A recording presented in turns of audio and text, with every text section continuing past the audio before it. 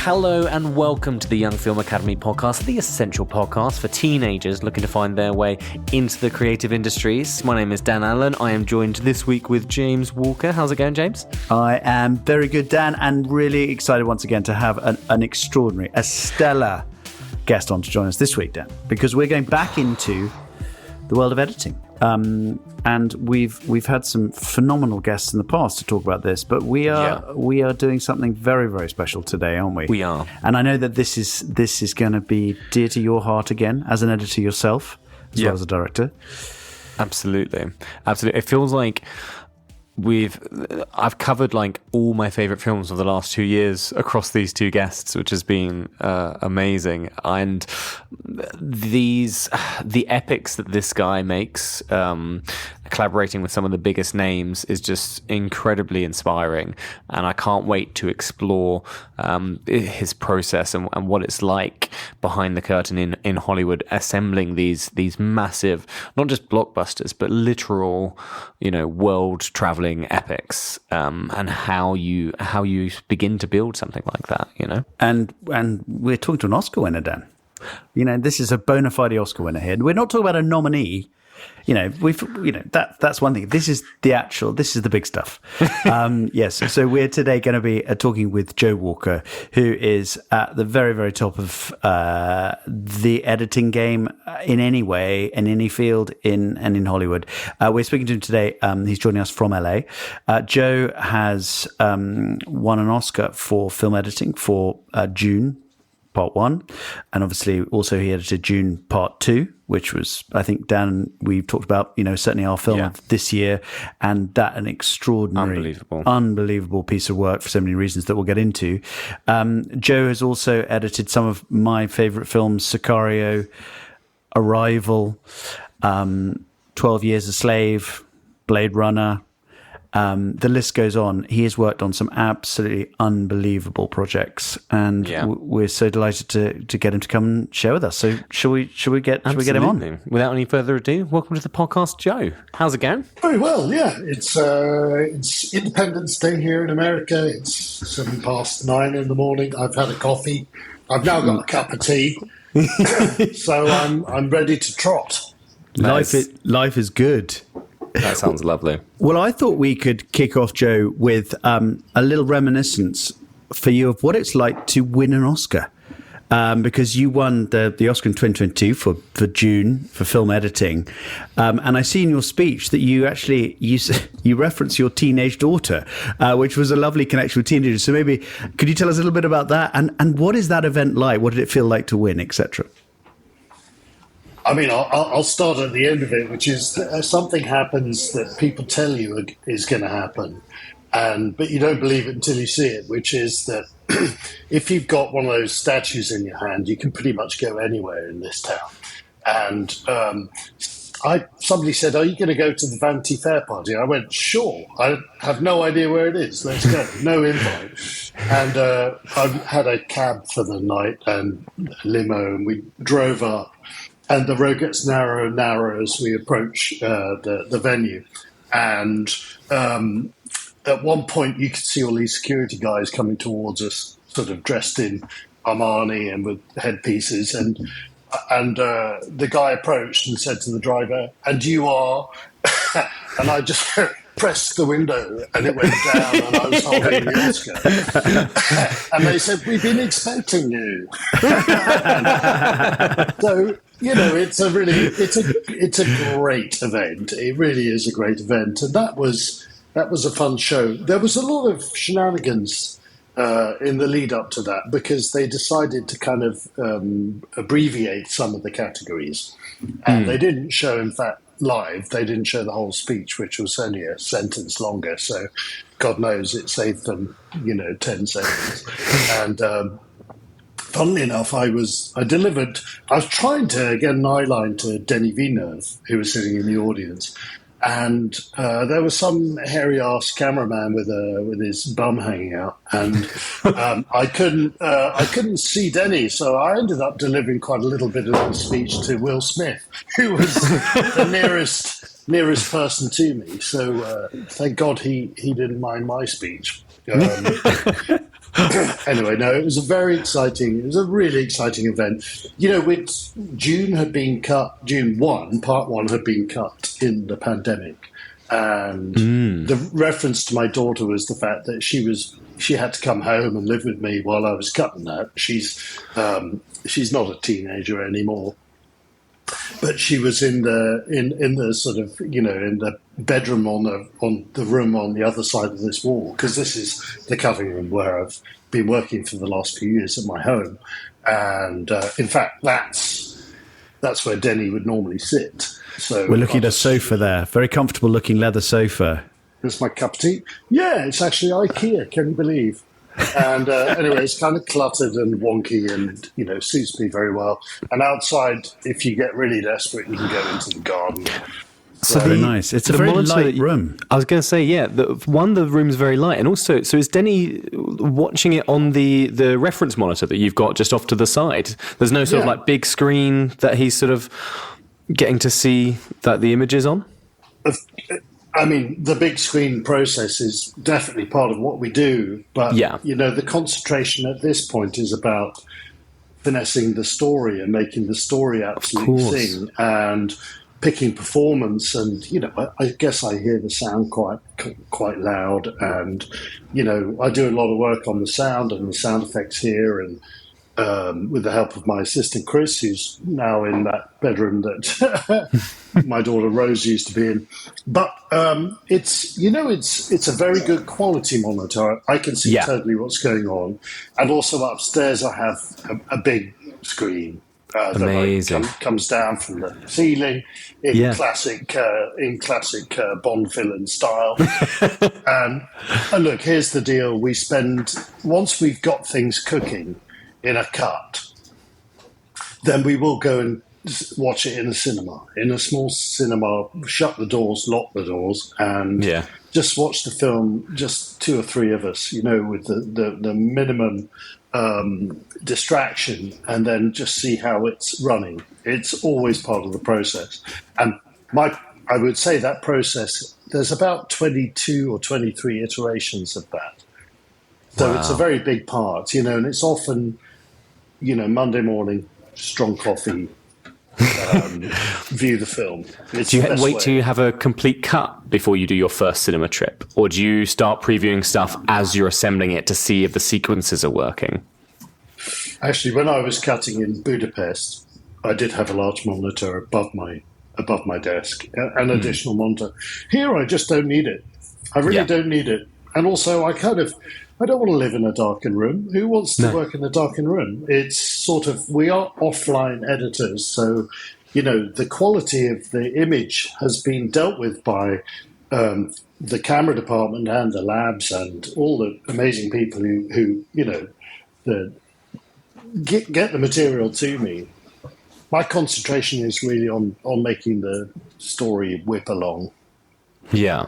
Can I just jump us back before we delve into the sort of editing stuff? Can we just rewind back to the Oscars night for 1 second? Oh, yeah, Just to finish that story, because it's such a good story about how did you come to reference your daughter in the speech, Joe? I was trying to think, you know, there were several ceremonies. I was nominated for a BAFTA, an ACE award, and an Academy Award. And you kind of prepare a speech for each one. And, you know, anybody who says they don't prepare a speech is kind of pushing credibility, I think, because there's a huge amount of pressure. You know, I've been to that. I was nominated for an Academy Award 3 times, and that was the 3rd time lucky. And, you know, it's very unnerving. You see some of the best communicators in the world on that stage delivering, you know, zingers and fantastic, you know, nuanced, brilliant, inspiring speeches, and then you're next, or you might be. So I worked on that speech, and also we were told that we only had 45 seconds, and I managed to get it down to 50, which is pretty tight. And That's good. The last thing you want is for them to start playing the Oscars music. Drowning you out. And drowning out. So, I talked to I have a publicity agent, can you believe? Lovely Leah Yarden. She's a very clever woman in this town. And we had a chat about what the subject should be. And she's prompted me she says, we've heard about this and we've heard about that. Actually, I think it's time to hear about you as a dad. And so I kind of concocted that speech, which was I can relate the story, probably not as well as I did on the night, but basically I was trying to say that in the hands of a skilled 17-year-old, in the hands of a skilled teenager, the words Oscar nominated can be used as an insult. Which brought the house down. It was great. And what one time in an argument, my daughter said to me, "Well, it's all very well for you, Oscar-nominated Joe Walker." so I thank the Academy for the upgrade. Do you find is it better credibility for her friends? I imagine her friends are more in awe of it than maybe she is directly, or. Well, look, this is almost a sort of symbol for the film industry, right? There's this sort of tremendous glamour, and most people, my family are proud of what I'm doing here, and have always been enormously supportive, and it's been fun to bring them along to things, and they've grown up with. Talking to adults as equals, and probably to the extent that they're quite cocky. But, they've always been really supportive. But there's also, the hard graft, and in the case of an editor, if you're next to a cutting room that's constantly repeating over and over and over a thing, it's a sort of noise. And, we all had that experience, I think, in the pandemic, that people were living in granny flats and in all sorts of situations where they might not normally find themselves, at home a lot more. And of course, it's just a bit of a symbol for the film industry. There's, it's like the Hollywood sign. It's an iconic image that evokes glamour and something inspirational. The big white letters on the hill, high up above the town, the highest thing. And yet when you go round the back, they're actually rather nasty little corrugated tin. Shabby. Yeah. Metal, very shabby. Barely hanging on. I think it was Larry Flint rebuilt them. It's a sort of symbol for how the industry is. It's really, really hard work. It's a daunting amount of hard work. And actually, it's a bit of an endurance sometimes, especially if you're not involved with it directly and getting I have the benefit of working with wonderful people. But if you're on the periphery of it, it's maybe less so. Yeah, I think your daughter made reference, or you made reference to the fact that she was hearing the constant recurring sound of worms coming through the desert, which I think is an unusual thing for a teenager to reference. It's like, my dad, he's just constantly these giant worms. I can't get to sleep. But it's great. You become immune to the sound of, gunshots and people screaming. And, there was a very nasty kind of murder sequence in a film I once worked, and I was in a cutting room in Ealing Studios overlooking the park. And there was this very, very bloody murder with John Hurt, the actor John Hurt. And one time I was just like doing a play out, and I left the sound up, and I went out onto the balcony, and I overlooked the park, and there were all these people walking their dogs looking up like there was a real murder going on. It's just harrowing. When you're in it, you're sort of not quite as aware. Yeah, you hope that they might stick around long enough to hear the exact same scream again, that it starts to raise suspicions. Because otherwise, on first listen, especially, I have this working on a lot of horror films, you do create a lot of noise that is very suspicious for your sort of neighbours or for passers-by. I do find as well, when you're in control of it, you're less aware of how much repetition there is. Whereas when you're not in control of it and someone keeps playing the same thing over and over again, it can be challenging, I think, to be like a fly on the wall in that sort of environment. So I can only imagine sort of next door how she was getting on. I don't know. Well, I mean, there used to be corridors filled with cutting rooms, and that's a sort of thing that you see less and less. More and more people are like me, working at home or, in a sort of quite secluded environment. And, there used to be, the kind of culture used to be that if your door was open, then you could come and go and come and say hello. If it was shut, then you were probably screaming. And so those corridors were always very noisy, and you would just hear kind of this familiar scream, coming down the corridor. Yeah. I don't know. It's probably like eating tacks for somebody who's not in control. Exactly. So Joe, let's start with some of these incredible movies that you've worked on. Some of genuinely my favorite movies. I think your work is absolutely sensational, and there's so many things that we could. Dan and I were laughing about it. We could sort of go, "What about this moment in this movie, and this moment in this movie?" And we'll try and avoid that to some degree. But maybe those worms is not a bad place to start in terms of world building and these. I mean, much of your work across films like Arrival or Dune. These really big worlds that are being built. So maybe you could talk us through the worms and the extraordinary sequences. For those who haven't seen Dune, first of all, see it because it's incredible, and part 2 is beautiful. But that sense, there's just the grandeur and the magnificent quality of these enormous worms that literally barrel through the desert and are ridden by the characters. Can you talk us through a little bit about what your work added to those sequences in your mind? I think, editing on a big film like Dune is kind of a very collaborative process, and I'm part of a kind of big pattern, a big scheme. And, something as complicated as the worm ride in part 2 of Dune is something that's been sketched, it's been conceptually worked out, it's been designed, it's been location sought, the camera has try to work out when the sun is going to hit exactly like this, and then rehearsed and performed over, months, because the stunt part of that was about 44 days of shooting on a kind of special worm rig.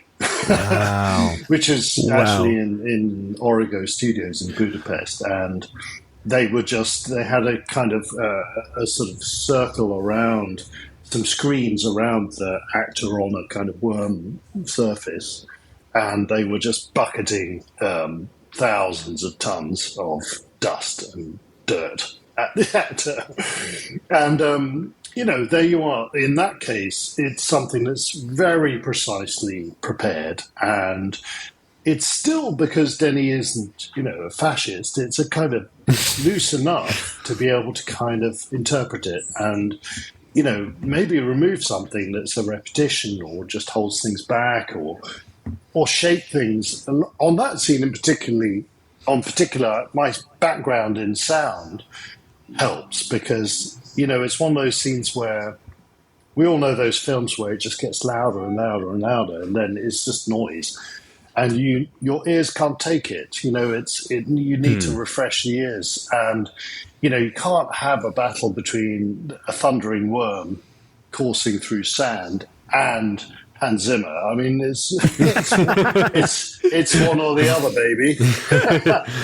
So his absurdly kind of Teutonic approach to the whole thing, and but he wrote this fantastic piece, and it was like one of those things where you could kind of design it actually long before we get to the dubbing theatre and the final result.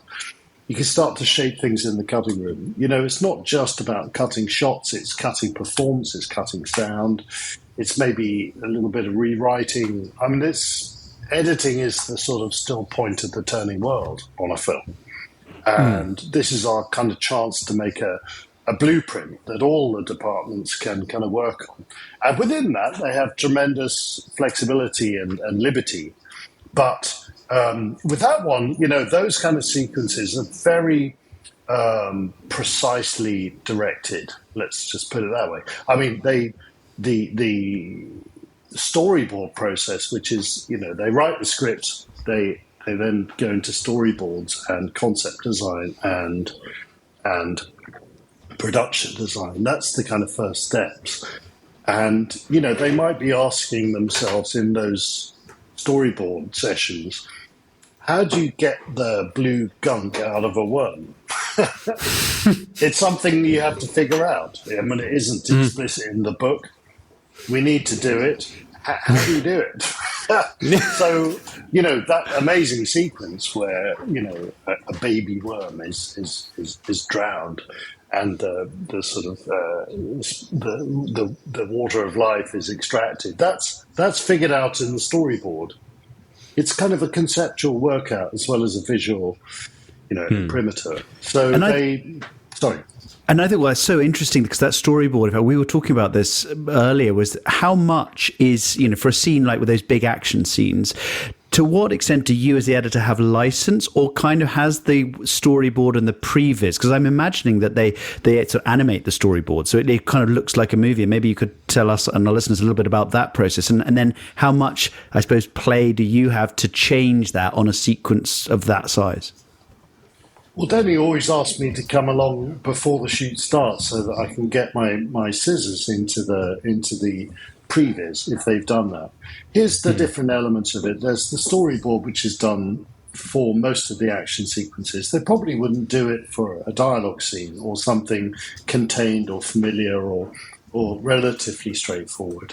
There's no need. But for something which involves VFX and big production design elements and special effects and things like that has to be storyboarded, and in some cases, like the Worm Ride, there was a previs, which is a kind of three-dimensional adaptable digital version. And in fact, the quality of those, I've seen that rise dramatically in the last couple of years. I mean, I think we're at the infancy of AI, and that might have an influence on that world. But for now, it's, there are shots in there where you're going, hey, couldn't we just use that? Wow. Do we so it's the film being made before the film's been made. Yeah, amazing. Yeah, and so my intervention will come in there if I kind of feel like there's a sort of sharper way to get, Denis would make a great editor, and he also makes a great collaborator for that reason.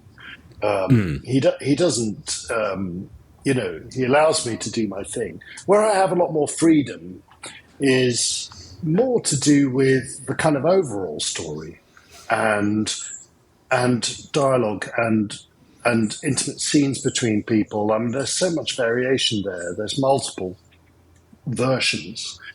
With a stunt shot, there's always kind of the top contenders, whereas it's a little bit more nebulous when you think about performance, and that's where I have a huge free rein, and can be very inventive. I mean, the opening of Dune 1, the breakfast scene, for example, there's ways of playing with all the shots of things in the room that could kind of, it's basically teenage Paul having a lesson in the voice from his mother, and there's a way of kind of conveying that there's something mystical about to happen, and cut to the chandeliers, and this is sort of a freedom that an editor has, and also doing these things that I really loved in Dune 1, which is doing these little time loops and sort of making things more in your head as a film. We have to kind of get inside Timothée Chalamet's character Paul. We have to get inside his head for the film for it to work, and it's a crucial part of the story. So, are you doing lots of different? So I know you mentioned experimenting with the scenes. Do you often cut multiple versions of the same scene and see which works better, or is it more of a tinkering process of taking something and removing parts of it and changing different components? It can be both. It really depends on the filmmakers. With Denis, he often pays me the greatest compliment that an editor can be given, which is if he really loves something the way it is on the first attempt, it doesn't change. The whole of the Fade and Paul fight at the end of Dune 2 that's pretty much exactly how it was a week after they filmed it. There was no point changing it. It just worked. It worked really well. And he didn't want to look under the lid and see what the other options are. You know, something like the tent scene in part one, where Paul and Jessica are abandoned out in the desert, and they discover the ring, latex ring. That was in months of different permutations, different shot sizes, different performances. There was a lot of improvised material in there. That really is. There were countless versions of that. Mostly of the tinkering variety. I mean, it's a challenge to fight your initial instincts sometimes, but you have to have confidence as an editor that you've done a great job with that. Now let's try and do a great job with a different. That's the thing you have to learn as an editor, is you can't just say, well, here's your film, and then check into the health farm. You've got to kind of work with people, and it can be brilliant sometimes to be to see where a director is pushing things. Do you find that often when you start with a scene, is it often too slow, or do you end up cutting too quickly and you end up having to pace it out, or is the context of the scene what defines how you then need to shape the tempo of it, if that makes sense? Or does it always start off a little bit fatter than it needs to be, and it's a matter of trimming out the pieces? For me, it's the fatter, Yeah. I mean, I think the thing is, you're giving everything the benefit of the doubt. While you're, embedded with a crew shooting away at the studio, you're following the material that's shot on a Monday, you're cutting on a Tuesday, and you kind of give the benefit of the doubt to everything. And then you can't, because if every pause is kind of Oscar-winning pause, then it's like a souffle, it collapses. And you need tension. Yeah. And somebody once put it, you have to sell some to buy others. And that's something you can't really see until you've either got at least the building block of a scene, but also maybe the whole film as a kind of contextual thing. So, for me, I kind of tend to try to represent fairly the performance and be very kind to the actors. I don't try to over manipulate the performance at that stage, in the first stage. It's different if it's an action scene. I mean, as I said, the fight is exactly as it was. So that was tight. Because can I ask on that fight, the music, because there's no music on that, I think, or it feels like there's no music if there is some. That which I think it was such a bold and beautiful decision. Yeah. Was that kind of your call, Denis' call? How did that play out? It's very hard to kind of know where decisions are made sometimes. In this room, it's sort of 6 feet. There's 3 feet in the middle is where the decision is made. I don't think we ever put music on it, and it felt, it's a longish film, and you can create great tension out of not having music, of for the audience to be unsettled, uncertain. There's something about music that gives you a sense of continuity, and it's slightly reassuring. So, bit of a safety blanket as a viewer. Yeah, as Dan will attest to in a horror film, the lead up to the shock is, the music needs to die at some point. Absolutely. You can use it to indicate that it's going to be a scary scene, but then you want to absolutely kill the music to create that vacuum in which all that tension pours in. Because I think Kate's that question of uncertainty, how is this going to end, right? The moment the music comes in, if it's one way or the other, then you're already foreshadowing how the scene might play out in its conclusion, right? So it's like you want to create that space, which must be so fun to play with, I imagine, at that sort of scale. It becomes a great deal of fun when you've got this kind of epic scale. I mean, you mentioned epic earlier, and of course, these are, the films I've cut have been very different because, there's a huge difference to editing a film. I cut a film with Steve McQueen called Shame, which is really basically about one man and his sister. That's pretty much it. There's some other characters that are in orbit, but it's a sort of two-hander, mostly a single-hander, really, and it just dictates a much. It took us 5 weeks to shoot, 5 weeks to cut, 5 weeks to dub. I mean, it was a very. Wow. We were busy. It's not like it was easy, but on Dune, it's a year. There's so much. Yeah. You have so many characters and factions to set up, and especially with science fiction, there's an art to it, isn't there? Because if I was working on a film that was set in London. 2024, I don't have to explain how a car works. Whereas space travel needs some sort of kind of, and what is spice and how does the universe depend on it? It takes some explaining. Does it come with more responsibility working on films that are known brands or titles and stuff? Does it feel like there's more on your shoulders when you come on to those sort of epics, and even Blade Runner as well, like an established franchise? Well, yeah. I always loved. I think one of the opening lines of Blade Runner 2049 is Ryan Gosling's character. Joe saying, I didn't want to tread anything into your carpets, something like that. And it was like a little bit of a nod to the fact that we didn't want to, mess up a beautiful film from the past. And with Dune, I think, Denis always said they're going to bring their baseball bats, But that pressure is good.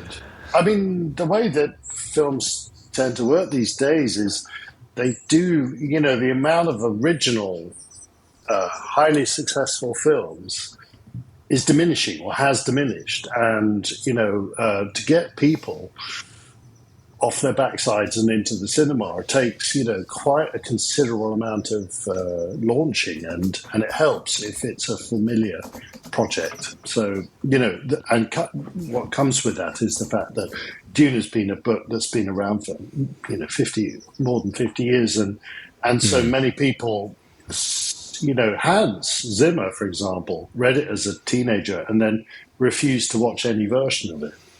Because, he didn't want to destroy the film that was running in his mind. So interesting. I'd love to ask a little bit, because I think an editor's special sauce, if you like. There are many editors in the film industry. Certain directors, and obviously you've had this great relationship with Steve McQueen and Denis Villeneuve, have come to you repeatedly because of a dynamic, probably, I imagine. I would love to hear a little bit about that and how that works. But also, I'm sure, because of whatever is your special sauce that you bring. And for me, watching your movies, I think they become different. And I suppose I'm specifically thinking about Arrival, Sicario, Dune in this context, is that they're big, big stories, and yet they feel incredibly human and personal. And there's a textural note about that. There are some movies where it's big and everything's big and it doesn't feel so human.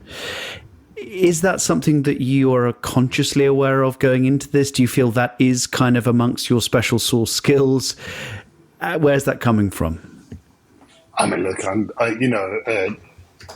of course I'm drawn to those resonant human experiences, like we all should be in watching a film, and can be captivated and lose a sense of time in the cinema watching a film which engages me on, not just an intellectual, logical level of following a plot, but also of kind of yearning for the character and being involved emotionally. And I'm doing everything I can to manipulate that into existence with the benefit of enormously charismatic and compelling performance. And I've been very lucky in that regard.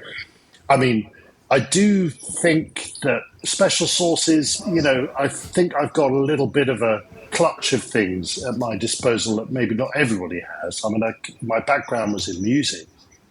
And I trained as a composer. I wrote orchestral music. I was in bands. And I would have gone into it full time were it not for, it wasn't like it is now. It was pencils and paper and score paper. And I felt that I wouldn't be able to make a living until I was 60. And I was also drawn to the cutting room. So, but I have that background. And because of that, I ended up as a sound editor for a long time. And I could really see the potential of storytelling in sound. And I did that for a number of years. And then I think that's a kind of really important background for what I do, because it's trying to find the optimal rhythm of a film and make that beat sort of in sympathy with an audience. You need to be just slightly ahead, parallel or ahead of an audience. If you're behind, you're dead. If they've already guessed the ending before you've shown it, then let's retire. So I don't know. I've got a little clutch of things. I think I kind of really don't see much difference genuinely between the years I spent as a composer. I did spend a kind of long period of time writing music for documentaries and drama and cartoons, lots of cartoons. And I love doing it, but I don't see this as massively different. It's all about sort of stretching some kind of drama out against time, and to do with how we perceive time and our sense of kind of tension and suspense. And, it's a musical thing as well as a filmic thing. It's actually Steve McQueen, I see, said of you, he said, a great film editor is attuned to the silences. They can be just as valuable as the words. It's all about timing, and that's what Joe has, time. That's what he said of you. That's a nice quote. Yeah, I'll take that. But I suppose that comes back to that point about sort of when you buy silences and when you don't. And I suppose I was thinking tonally about those so many shots in Dune of sort of just hands in sand, those very human scale things against the big landscape. Well, that's something that's a little bit like, it's a sort of circular thing. You work in collaboration with people, and I've worked with Steve, on 4 films, and I've worked with Denis. I think I can't count. Is it 5? It's like where does it start? Where does it end? And I do have a predilection for those little moments where it's almost like you can tell where somebody is in the story by having little ritualistic repetitions of things. I don't want to sound too highfalutin, but it's very much part of 12 Years a Slave. That was a huge ingredient there, which was there are little things that are touchstones, and you kind of can see where the character's arc is taking place. You can measure it by seeing this thing. At the beginning of the film, you've got Solomon Northup is a fantastic violinist, and he's being feted by everybody. It's the beginning of his experience, if not the film. And halfway through, you have a very, really sad scene where he's one of a group of slaves in the corner of a dance, and he's miserable and totally the opposite of being fated. And, there are little touchstones that help you. With Dune, I always think of those hands. Denis never said anything to me about it. It's just sort of done intuitively, I think. But those hands always seem to be, they're a very tactile thing, which I love in cinema. One of the reasons why you want to go out to the cinema and experience it is because it's a kind of tactile thing. The sound, the vibration, the dazzling nature of the image, the big screen, but also images that sort of resonate. In horror film, Dan, I know that it's an old saw that they say that squeaky noises remind us of bird attacks.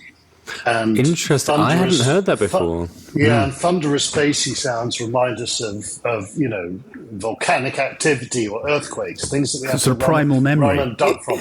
These are primal, sort of long ago, 100,000 years ago level triggers. And for me, there's a lot of sensory ones in Dune. In Dune, the hands in particular always seem to me to be placed very well. They're always placed just sort of on the cusp of change. Were they sprinkled in afterwards, or were they sort of like intrinsic sort of beats within the story? So were they always there, or were you like, we need something here that's going to really sort of allow us to immerse ourselves and understand the texture of the world? All these shots are options, aren't they? You're not stuck. You're not stuck. If you've got Paul putting his hand in water, you're not stuck with going to the close-up and drawing a big, arrow at it and then cut. In my case, Dune is a lot of these films I really love that sort of.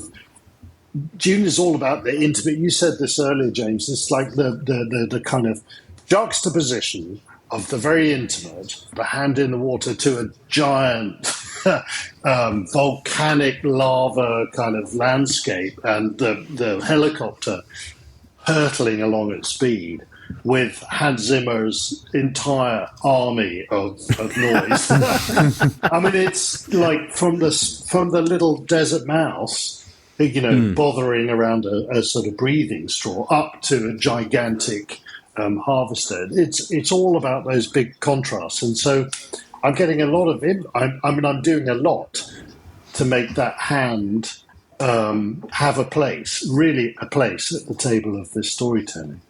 Because it makes me think of Arrival, a similar thing, I think, with, Arrival is a movie about the coming of aliens and how we would communicate with them if they arrived, and the intimacy. So you've got this, on the one hand, this global, biggest thing that would ever happen in the history of the world. And then you've got these sequences in that extraordinary set, which I think was a studio set, looks like sort of a granite hole within the spaceship, where the main characters are trying to communicate, Amy Adams, with the aliens themselves. And it feels so delicate and so intimate. Did you, again, was that, because, again, I'm sort of reminded of your work, those times where it's that similar dichotomy that you're describing.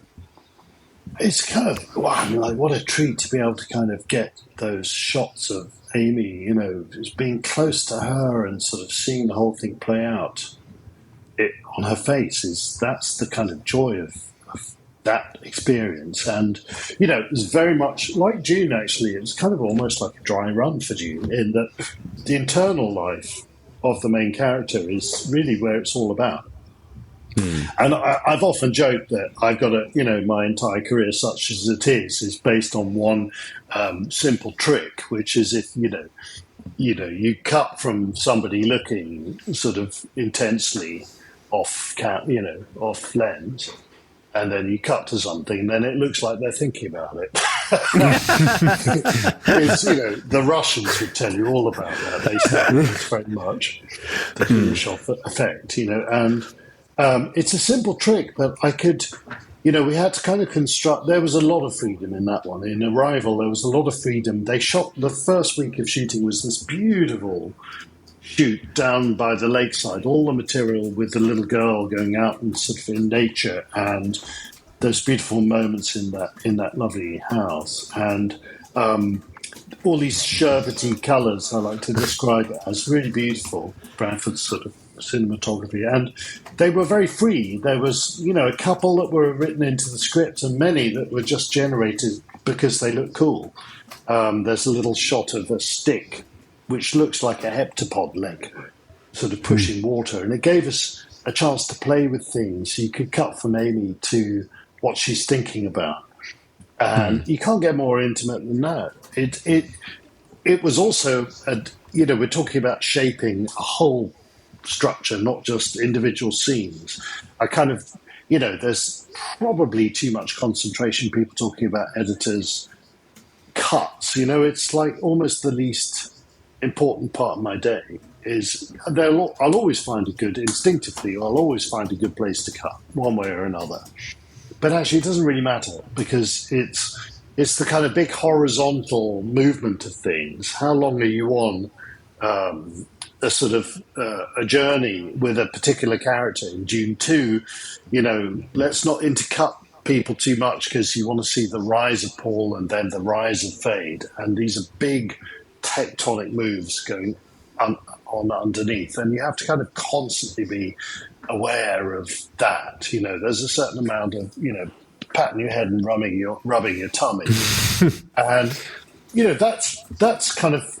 Anyway, I got a bit lost in that thought, but Amy, the sort of intimacy of Amy's, being close, and the way that they shot it, to be close to her and seeing the kind of thing, and giving it time. And it's hard to do in a VFX movie, because sometimes the thing you're giving time to isn't there.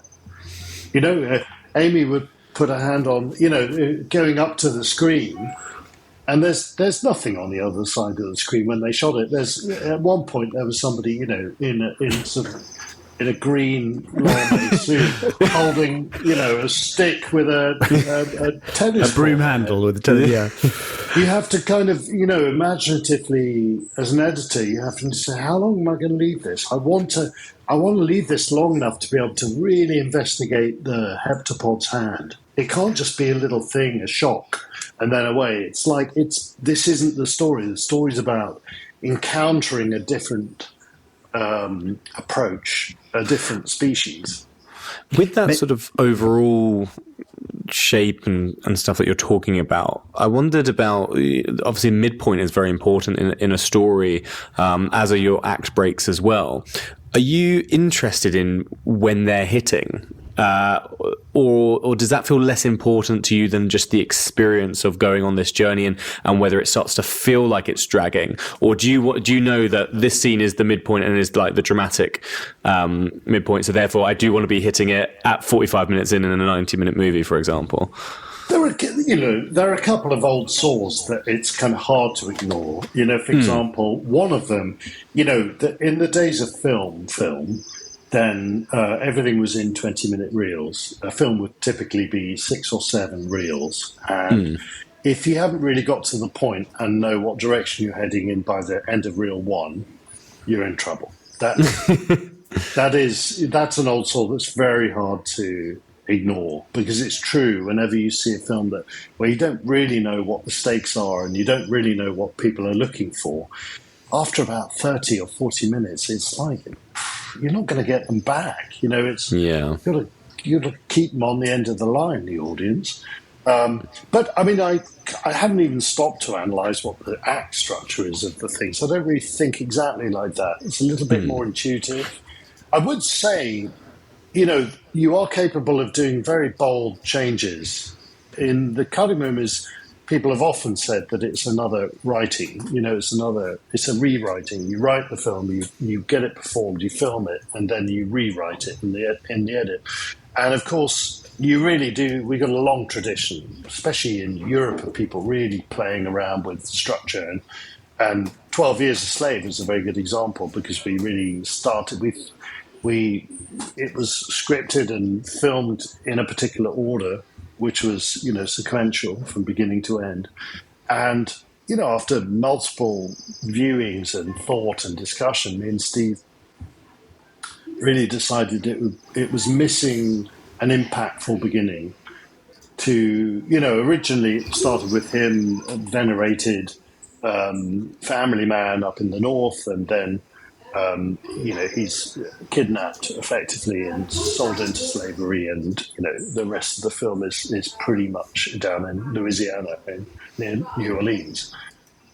Whereas we just sort of missed that impact of being immersed in the story, so we actually started right in the middle. We actually took the middle, put it in the beginning, and then we found a device with him waiting on a harbour, where the sounds of the rolling wheels of passing, wagons could remind him of the past. It felt much better to have the past as a flashback. So, that's one of the things people drawn to editing have to know, that, Shakespeare didn't have flashbacks. This is all a new thing that only we have the power to do in film, and it's a completely new discipline. It's so much fun to play around with, and it is possible to find paths and ways to do that with material that was intended in a different way. That's part of the fun of it. And the way you handled, the time in Arrival, for those who haven't seen the movie, the handling of time in that movie is absolutely extraordinary, because it's, I think, to do with the sense that these other creatures sort of think and experience everything in a different way that's very hard for us to even comprehend, which includes time. How much of that handling of time, I don't want to give too much away if people haven't seen it, was kind of there in the script, and how much was you in the edit playing with that? Oh, it was a lot of both. We really took Arrival on a very, very big journey in the cutting room. Originally we didn't see the spaceships leave. There was a little midsection, that we was a bit of plumbing that we removed and had to be kind of clever about it. There was lots of inventiveness in the cutting room, let's put it that way. But, it's a brilliant script. And no question, it was such a page turner. I read it in sort of an hour and a half, which is a bit of a miracle for me. And, just thought, well, if they just shoot that, it's going to be great. But, there's still more that you could do. The idea with that one was that, at the beginning, somebody looks as though they're being interrupted by hallucinations. And actually, we structured it so that with using sound. So they're mute at the beginning, very, very quiet and mute. And gradually, the little bloop of water as the daughter kind of plays with the stick in the water is the first sound, which is quite arresting, which takes Amy Adams' character, Louise, by surprise. And then, you want to get from that of your very strong sense of the present tense being interrupted by something. Is it a flashback? At the beginning of the film, you think it's somebody's memory of a dead child. And then towards the end, it's got to be almost like two completely different time zones coexisting with equal weight and strength. So the whole section where she goes and runs off and finds a computer and has an imagination of a book that isn't written yet. That's where we got to get to. And, that was I've got to say, that was a phenomenal experience as an editor, about as good as it gets. It was so beautifully handled. And you must have had, or did you kind of almost like, because there is a point at the end of Arrival where you sort of go, do I understand this? Do I get it? Just in a story way. Did you have to kind of do multiple screenings and then almost say to your people, do you get this? And then have to make changes accordingly? We had to make a very big change because, in fact, what you don't want is things to be vague enough for people to invent their own reality. You sort of want to, even if people don't quite understand it, you want to at least deliver it to them. In the case of that one, we had a screening. These are very important to us. It's like, we invited a great friend along to come and see the film, and she, it was our fault, but she invented her own reasoning of the end, and she'd imagined that they were actually pretending not to have known each other. So for her, the past was the past and the present was the present. And we went, oh, okay. So we made a number of changes after that screening. There was nothing wrong with her reaction. She got exactly what we were, we weren't precise enough to be able to kind of convey that. And so we made some adjustments at the beginning. And we also had a very, very clear beat in the middle of, there's an encounter between Amy and the heptapod, Louise and the heptapod, and they're very close together. And literally we, jammed in a thing where she's saying, who is this child? I mean, nobody would say, who is this child about their own child, or in only very rare circumstances. So, there was lots and lots of adjustment to try and shore up this the turn. The trouble with that is there's 100 years of cinema where if you cut from a child dying to a mother looking bereaved, then you think that her daughter's just died. Absolutely. And to be able to subvert that, you have to kind of balance it. And it's... You mentioned something so interesting that we have at Young Film Academy a lot, where a lot of aspiring filmmakers come to Young Film Academy and they're making films with us. And they have a real sense that leaving things grey or quite obscure is a very good thing. And as soon as you try to nail down what it is that the story is saying about this thing or that character, that they can sometimes feel a little less comfortable with that. And we find that's an interesting point of tension. You referenced just a second ago that sense of not wanting to leave things so that people are inventing their own. How do you find dealing with that particular friction? Well, the kind of film, teachers of old back at back at FAMU and places like that, they would take their filmmakers and then they would stop the flatbeds, viewing machine and say, what were you intending the audience to, they would kind of give you the third degree burn, I mean, I think it's interesting, isn't it? It depends on what kind of film you want to make. If you want to make something that is adorably nebulous, then good luck. And the difficulty with that is sustaining that for a long period of time is very hard. And it's probably, you shouldn't be in film, you should be in ballet, I think.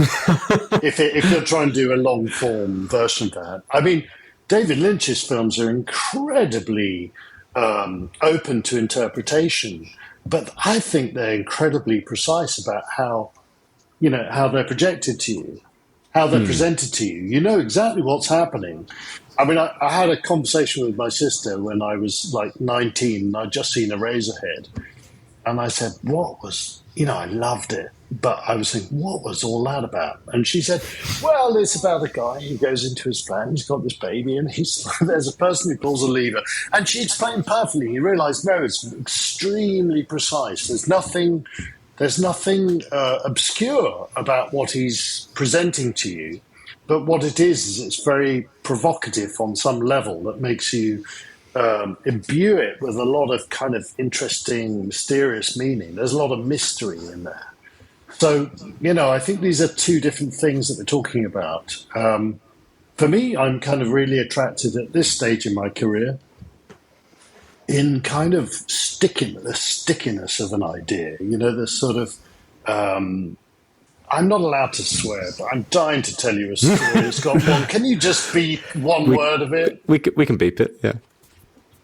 So this was encapsulated. I was working with Hans Zimmer on Dune 1, and I don't know if you're aware of how he works. He works very much, I would say, even though he's like he's a rock musician. He's in bands. He loves playing. He's a performer. Right from the get-go, he was in Buggles, Video Killed the Radio Star and things like that. So he thinks, but he also thinks like a true, Austrian or German composer of the 1800s. And by that, I mean that what he does is he creates these little stickle bricks of little units of music. And they all stick together. You can go from one to the other, so you can segue from one thing to another. And you can, especially in the world of Dune, where everybody at some level is sort of related. At the end of Dune 2, you'll know exactly what I mean by that. So, a Harkonnen theme and an Atreides theme might have some common ingredients that means that they could fit together. You can have one against the other, or you could go from one to the other. So he spends a lot of time developing these little units. And, that's him basically knocking things around on a keyboard. And at one point he was playing around with one particular melody. And we were all on a Zoom call. It was pandemic time. And there were like 20 of us. And we were there, watching him trying to find something for a long time. And at one point I just said, Hans, what is it you're looking for? Right now, what are you looking for? And he said, I'm looking for a musical idea with the efficiency of the word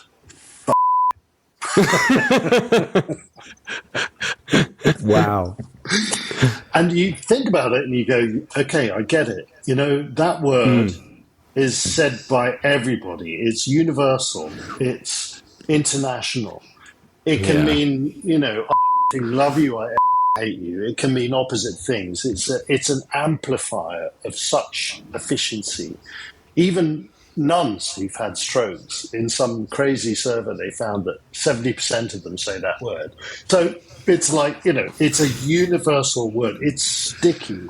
It's a sticky word. It feels good in the mouth and it expresses a lot of things. And he's looking for that in music, something that can work for every situation and be malleable and adaptable and still sound interesting and captures the essence of a character or a mode or a mood, This is such a great story, Joe, but I've got this sense that you're all on a Zoom call watching Hans do it live. I was thinking the pressure must on him. It's like just as he's working, just slowly looking off. Is that actually what happens? You're all sitting on a Zoom call watching Hans play with notes? Do you have to pay money as well for that sort of... But he does an awful lot of things off screen, and he's tireless. And one of the things he does particularly is develop these amazing libraries and instruments. He actually, even on Dune and Dune 2, there were original instruments that were built. Even Pedro, the kind of woodwind specialist, who plays a very key role in Dune 2, he'd spends half his time and money down at Home Depot, which is our, I can't remember. Like B&Q. B&Q, exactly. Yeah. He's got all this plumbing that he puts together and makes quirky individual instruments. But yeah, in that case, though, he was adapting something already done, and there was a bit of pressure on him. It's like live screenwriting. It's like a sort of Monty Python sketch. Yeah, I was thinking, it sounds like the naughty Zoom, because he hasn't quite delivered that one sort of track yet, and it's like, okay, that's okay. We'll all jump on a Zoom. Yeah, we'll just wait. We'll watch you do it. Again, that's a lot. The film business is very much like that, isn't it? It's like, I don't tend to go on set very much because I like to kind of see things through the dailies. I like a bit of objectivity, but occasionally, you have to go on set and deliver some news or, share a cut with the director or something. I can remember turning up to some country estate in the middle of England for an Elizabethan drama I worked on. And, the first thing you see is kind of, the mud and all the cars and the location catering. And then gradually, you start to see cables and you see people walking around in Elizabethan gear, taking phone calls and eating apples, and,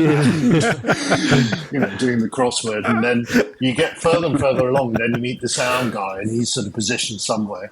And you say, are they that way? And they point you down. And eventually, you're walking through some massive stately home. And there's people going past with, costumes. And there's a makeup truck. And then eventually you go all the way down. And then, are they in there? And there's two of them. There's the director and there's the camera guy, and they're both in a toilet, and it's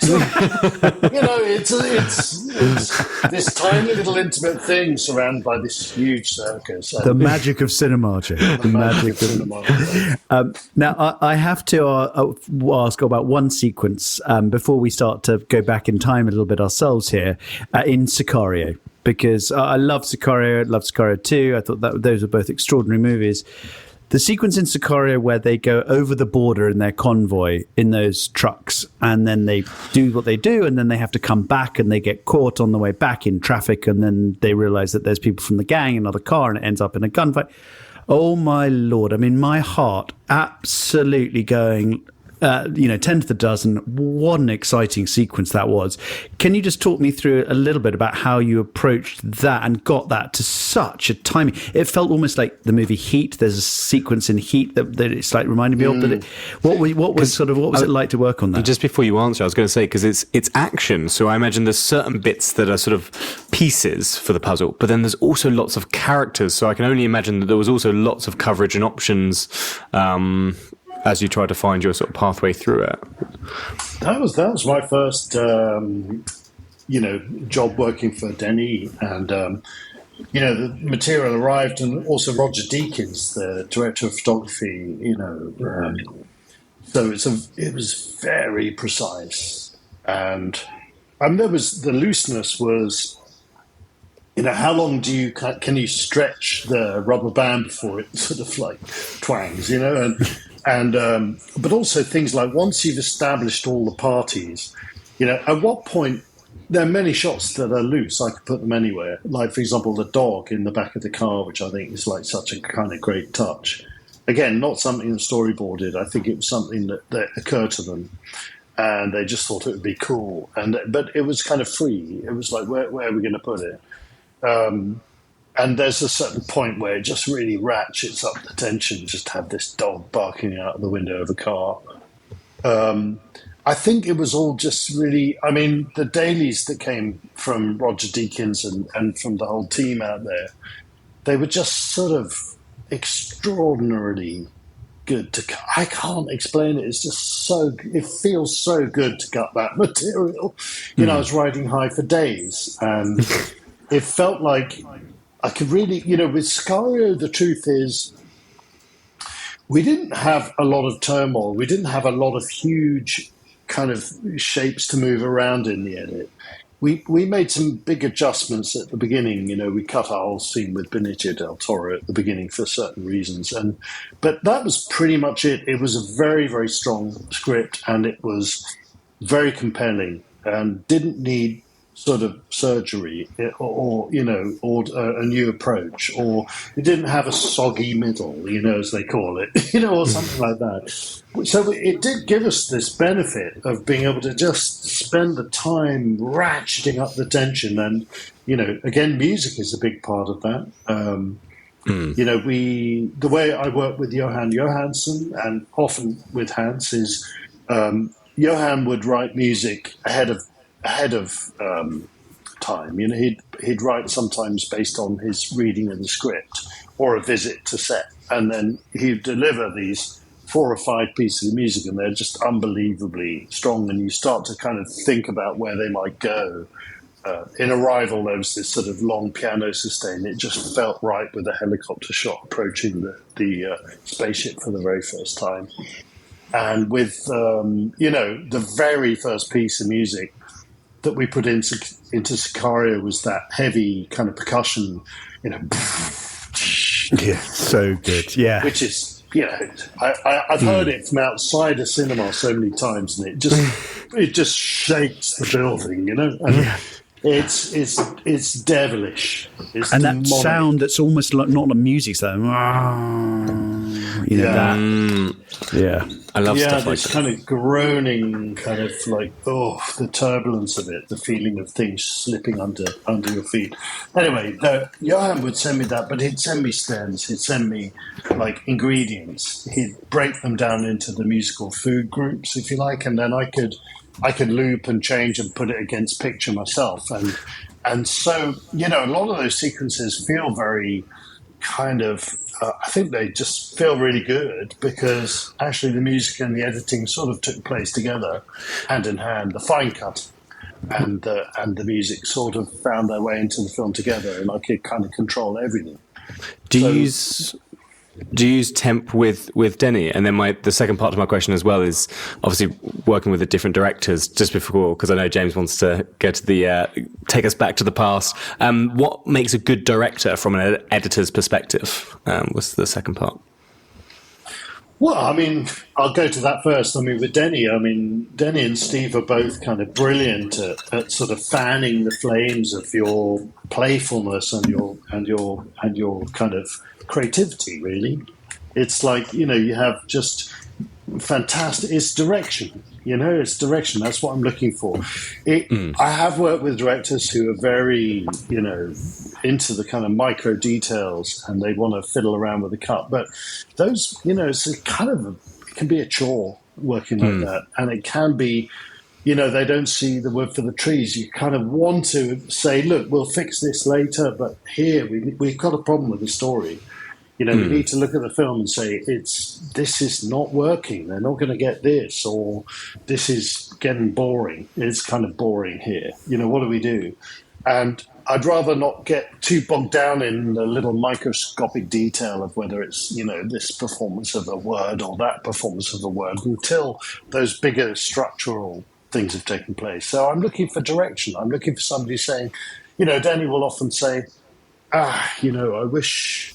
There was a scene in Blade Runner, I remember him saying, I wish we had a quieter version of that argument. The scene between Joy and Joe and Officer K. And he said, I wish I brought the temperature down. And I've seen everything. So I could say, well, look, actually, funnily enough, the first take, it wasn't good for picture, but it was great for sound. And they are under, the level is much lower. It's some points of it are whispered.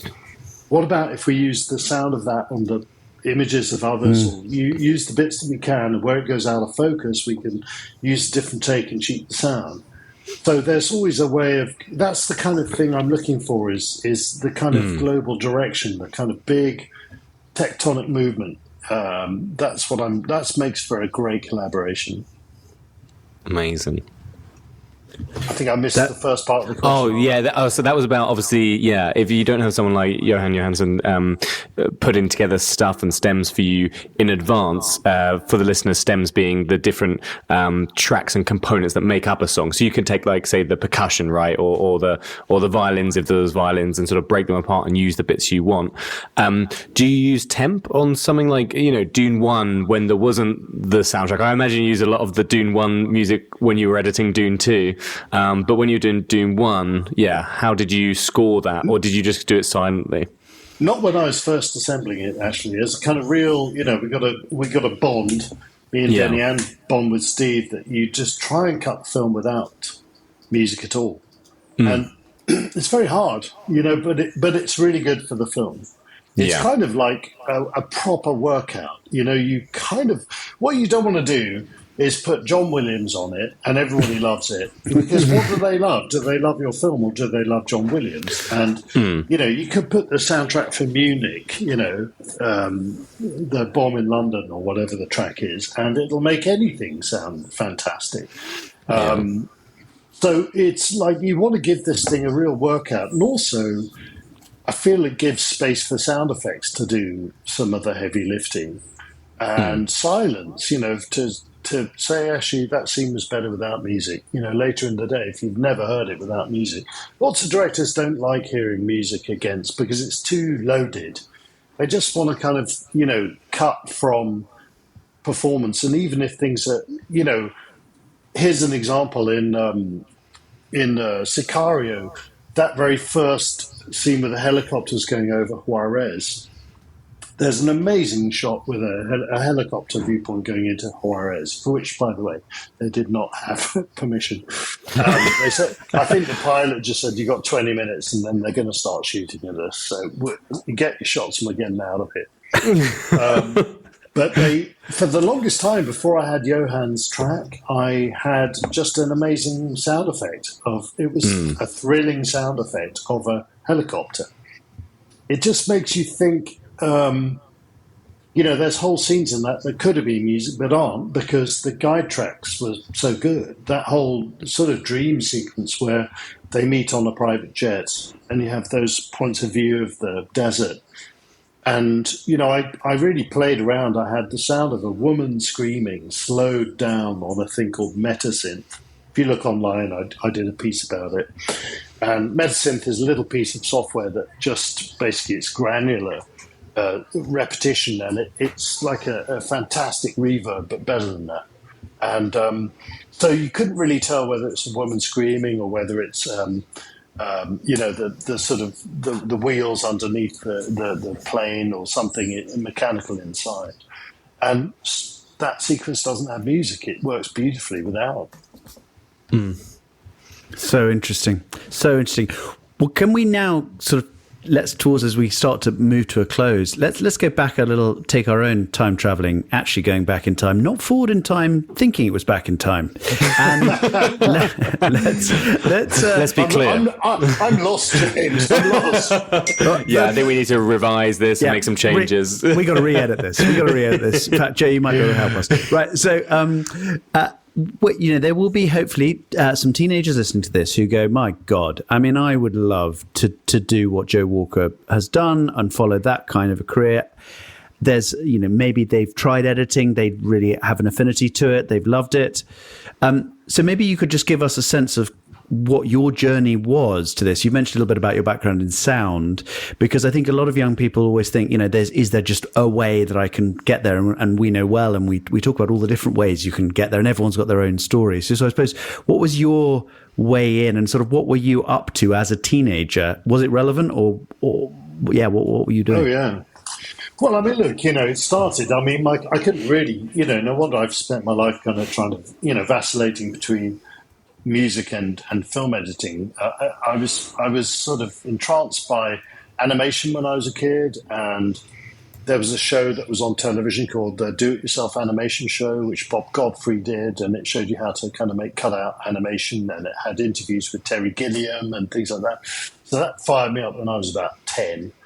And my parents, actually, they were married in the 50s, and somebody had given them really ahead of the curve. They'd given them an 8mm home movie camera.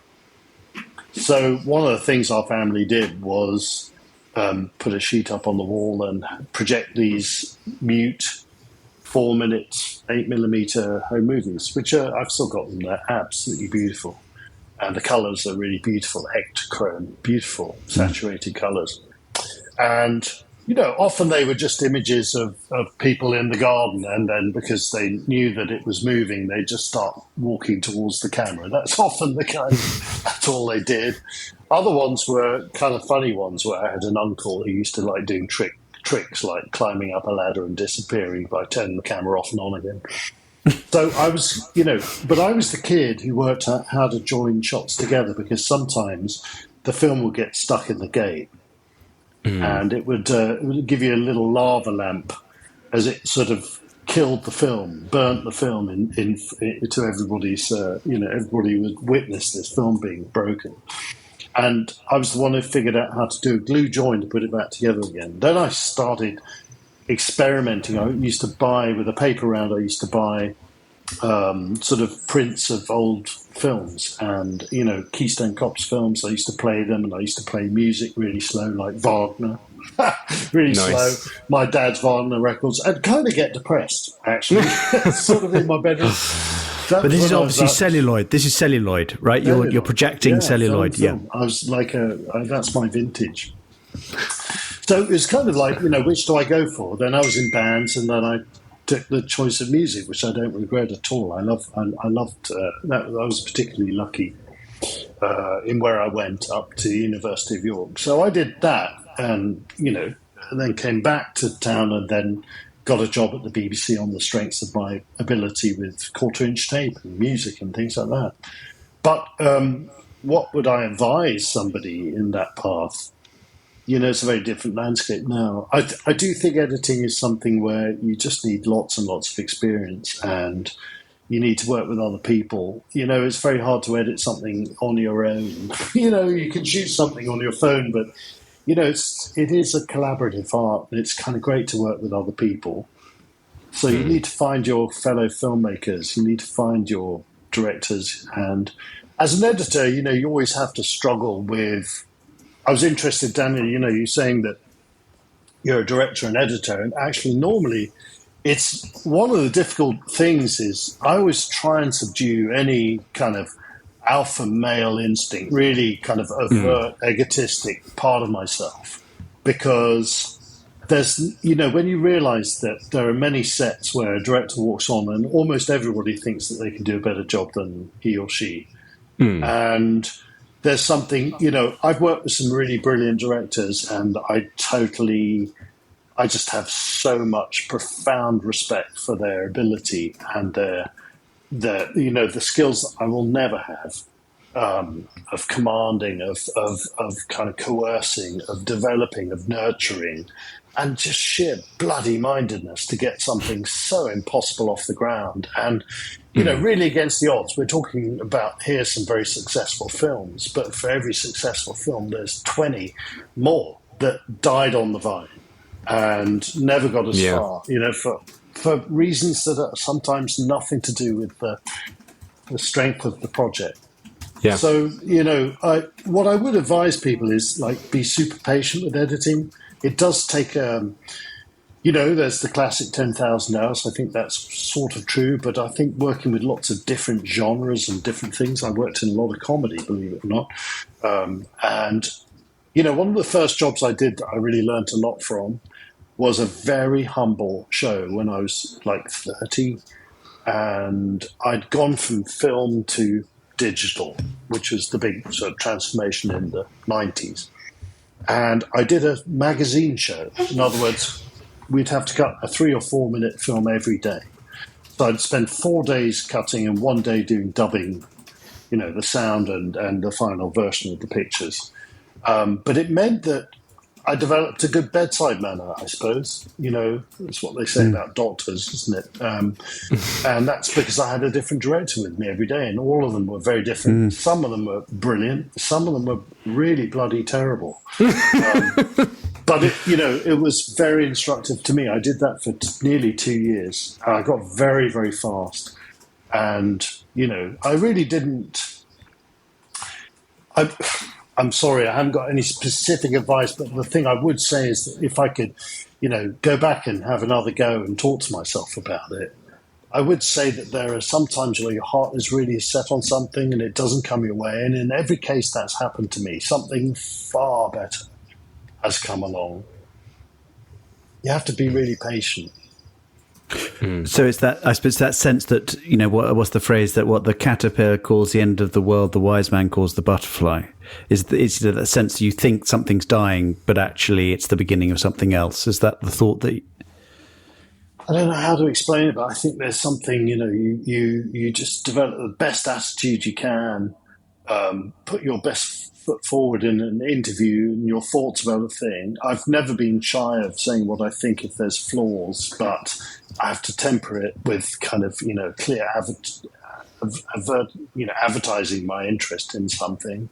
I often finish an interview by saying, dead keen, main message, just for the avoidance of doubt, because you could be discussing, there's maybe something wrong in the script or something that needs some work, and you don't want to kind of come across as somebody overly negative. It isn't negative. It's very, actually very creative. But, there's something mystical about things. The right job will find you eventually, but you do have to have patience. It took, apprenticeship, if you like, in editing was well over 10 years. It's a long time, really.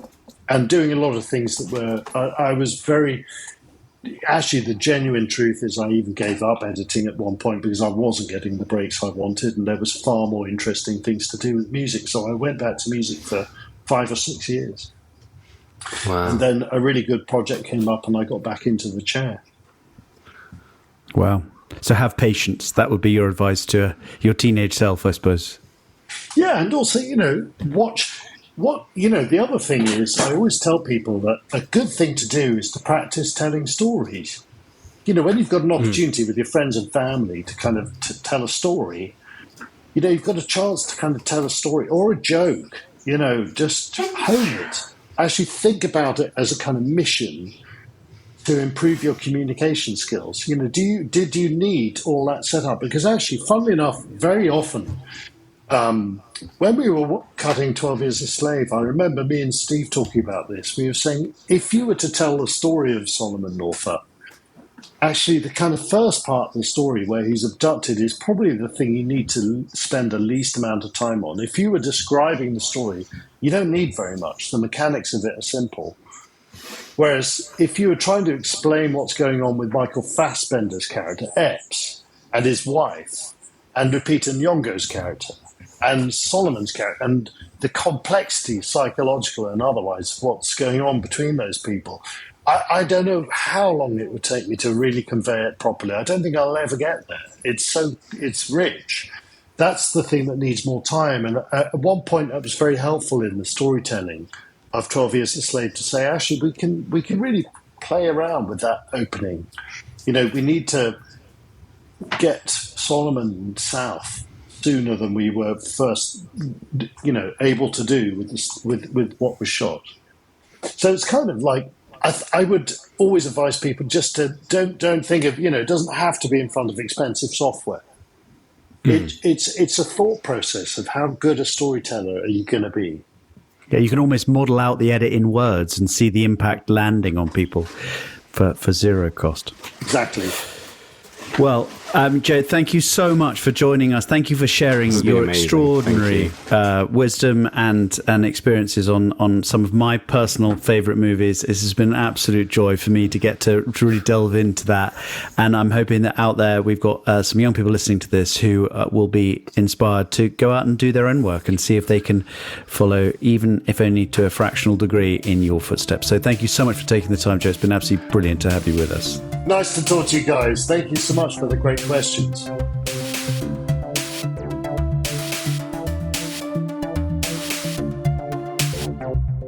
That was super cool. I meant to say to him at the end that so I went to see the film Dune 2 which is just, my favourite film of the year for sure, possibly longer. And I was with Josh and Mark, who, so for the, obviously, YFA students will know that both of them probably. And the moment the film ended, I just sort of turned and looked at the two of them, and I just said, well, we might as well give up. Was my first thought. It's just such an impressive piece of filmmaking. To be clear, the next day I then was like, I'm going to try and make a film as good as Dune 2 one day, was the energy. But I'm just so in awe of it as a piece of art, as a piece of story, as just the masters of every craft in that film coming together to make something. Hans Zimmer, Joe Walker, just, you don't often see things that you'd go, I want to change that. I'd change that edit if I was me editing that film. You don't often get that because everyone in Hollywood is at a certain standard, but it really is masterful editing. The sequencing of everything, the pace of it, the feel of it. I love it so much. And we talked about the finale with the music dropping out in that closing bit, just all of it together, just everyone is at the top of their game in that film. It felt like one of those sort of pieces, Well, absolutely. And I mean, look, Joe was so modest. And it was interesting because I remember, on a previous pod, we talked to Eddie Hamilton, who edited Top Gun Maverick and is working on the Mission Impossible films. And again, Eddie was very sort of humble about what I call their special sauce. What is it that they're bringing that's kind of unique to them? But definitely in Joe's case, and I think that's why personally I love, the Sicario, Arrival, Dune in particular, there's that sense of this, which we talked a little bit about, that textural feeling of being on a human scale. And I think it almost feels like that Joe just has that in his instincts. It's just built in to what he does, that he will find a way to communicate, even on these huge canvases, what it is to have the feeling of texture and on your skin, whether it's water or sand, those almost like those very present moments, those very, whether you call it spiritual or you just call it just what it is to be a human being present in a particular moment of time that we can all relate to, wherever you are. And he finds those. And I think it was that also, that thing of silence, I definitely feel in the pacing of his cuts, he will allow, because he deals it so well, the moments like he mentioned in Arrival when she goes up to the glass and you see the hand and he probably lingers longer there, is my view, than other editors might. Yeah. And so it feels like you're in the moment with her. And because he does it to such a high level of skill, I'm sure that then people watching go, it works. Whereas other people might be like, it's too long, get through it. And it feels like Joe allows those moments to breathe. And I loved him talking about, you buy your silences, because you can't do it every time. You can't do the pauses every time. You have to kind of earn them. Yeah. But when he does them with such deftness. Yeah. Yeah. No, you can't have every time someone says a dramatic line, then character stares off into the distance. Just let that sink in what I just said there. But also I love that little thing he talks about. And I don't know the name of the trick that he was referring to. He did mention the name where you stare off screen, and then whatever you cut to next is the sort of the Russian trick, developed by, in the early days of cinema, where you stare off screen and then whatever you cut to, you think that the character's thinking of that thing. Yes, yeah, no, I'm not sure either. I swear we teach it in the Make a Film in a Day. Do we look at Battleship Potemkin as an example? Yeah, Battleship Potemkin. Yeah, there is, and we talk about that's a sense of how the shots start to get edited together in early stages. But I love Joe showing us a little bit of those sleights of hand. Those tricks that that editors do have. It's on the one hand, it's just especially with Dune, it's taking a story that everyone said and had proved to be in previous film versions of it. Just the story just fell apart. People just didn't understand. Yeah. And to weave all of that huge narrative with the human narratives together, and to do all that big stuff and yet still have that minute texture, almost like the equivalent of cloth tracks in sound, where you're just hearing the cloth of somebody's sweater against their skin, and it makes you feel very much in that moment. Yeah. Oh, for sure. I think I was reading articles about it. I can't remember if it was Denis Villeneuve or whoever it was talking about how, because it's like saying, you're on planet Galactico. And it's like, as an audience member, it's like, okay, I've never been, so I don't know what it's like. And then it's like, here is someone running their hands through water. And it's like, I understand now what it is like standing by the river on planet Galactico.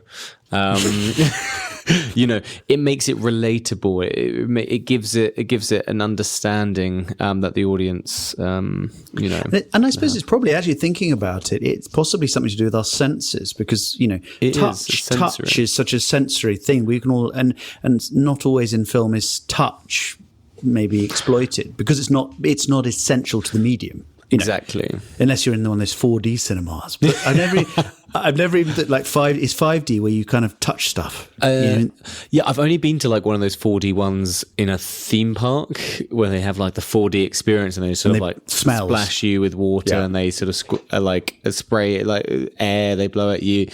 But Cineworld for a while did do some kind of 4D experience. Well, you can now get those down at home. You can buy the smells to plug in and play like computer games and watch with movies. They have like cartridges, and every time they hear like gunfire, they let off this one that smells like gunfire. Wow. I mean, apparently it's absolutely terrible, but there you go. I don't want it. Is my feeling, James. I like the sound and the visuals of film and of cinema, and I like how they work together. I loved hearing about the volcano thing. I didn't know that, because I'm a bass junkie, right, too. James? And specifically in cinema, like in film, when your chair rumbles, that 100%. To me is filmmaking, which is maybe why I'm obsessed with making like monsters and big films, because I like those moments, it just gives it so much scale and presence, and that to me is where the immersion comes from. I don't want a smell machine, I don't want to be flicked with water, I just want my chair to shake at the intense moments.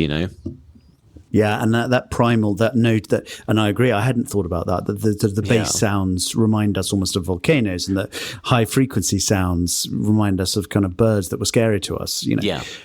And that film is just another art form and a long genetic tradition, of us reacting to our surroundings. Absolutely fascinating. And you tell, Joe's, incredibly personal and enthusiastic and passionate about what he does, but you can also tell how deeply he thinks about the art form. Yeah.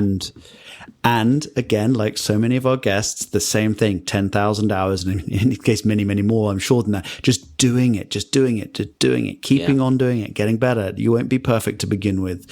And like so many of our young filmmakers, just getting those early films made is vitally important. They might not be the perfect film. In fact, they won't be, but just keeping on going. Yeah. No, 100%. 100%. And team sport, that was the other thing. We talked about this. This is the 20th anniversary this year of Young Film Academy, and we'll be celebrating towards the end of this year at the British Film Institute in London, that landmark. But we've been looking back and talking a lot at Young Film Academy over the recent weeks about what we say filmmaking as a creative team sport, and that's a big part of what we're going to be thinking around our 20th. And to hear from Joe that sense again of working at that top level is all about the team, right? Yeah. Oh no, 100%, 100%. I loved that. I loved hearing what makes a good director from his perspective as well. I think that's really interesting, and I hope that's useful, because I hope people, whether they want to be a cinematographer or a director, they still listen to the music episodes, the editing episodes, because there's so much to learn about how everything works, because it is all these different people and all these different factions coming together. And without them, you're not going to reach that level of excellence, and you're not going to have that film that really sort of does brilliantly. Because, one person's whims in a room. I mean, it's apparent by the fact that you always end up screening the film and testing the film, showing it to people. Is it working? You can't do it by yourself. You need other people to work with you to really make the story work and the movie sing. Yeah, and forging those relationships, with the people that Joe has and worked with, and he just keeps on working with them because they work so well together. And so that's, I think, another lesson for young filmmakers is find people who you work well with and hopefully keep at it. And you will evolve as a group. Yeah, 100%. To some degree. Absolutely. Yeah. We've got a question, James. Oh, tell me. What's the question, Dan? This question is from Chelsea. Chelsea wants to become an editor and wonders where to learn at university about editing. Well, this is very much over to you here, Dan. Let me think. Now, at least the audience know that we always give genuine answers off the cuff. We wanna give honest stuff. Absolutely. I would say I don't think there is any courses specifically for editing until you get to Masters NFTS. Is based on my knowledge. You can do editing at university because there are film courses, but generally they're more general. I think there are some film courses where you do get to specialize in third year and be like, I want to be an editor, and then you get to focus on that. But obviously you're still dealing with the same tutors that may or may not have strong experience in editing. They'll have a really good understanding, but are they editors like Joe Walker? Well, I mean, no one's an editor like Joe Walker, to be clear.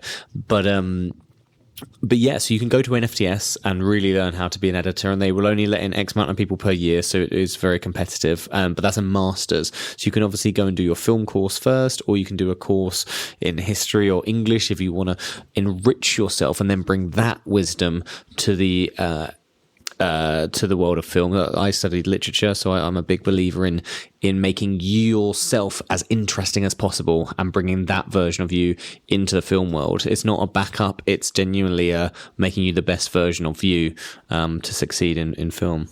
And on that note, Joe, talking about that sense of seeing editing not as a sort of necessarily just a sort of technical skill, but actually seeing it as just another storytelling art. Yeah. And so actually understanding storytelling, be that in literature or music or whatever it might be, all of that are the kind of rounded bits that you can bring to it, I suppose. Yeah. And I would be aiming for, even if you did try to go to an FTS, Chelsea, I would say... That's the National Film and Television School in the UK. Yes, absolutely. And it's like the film school in the UK, basically, which has amazing alumni. But like I said, it only does masters. Everyone else is generally undergrad.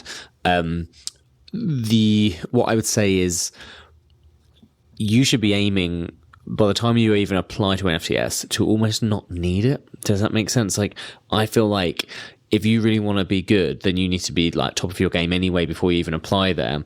So you should be editing as many things as possible, volunteering to edit as many things as possible, filming things so that you have something to edit if you can't find things to edit. And I loved what Joe was saying about being in rooms with directors and getting used to developing those communication skills.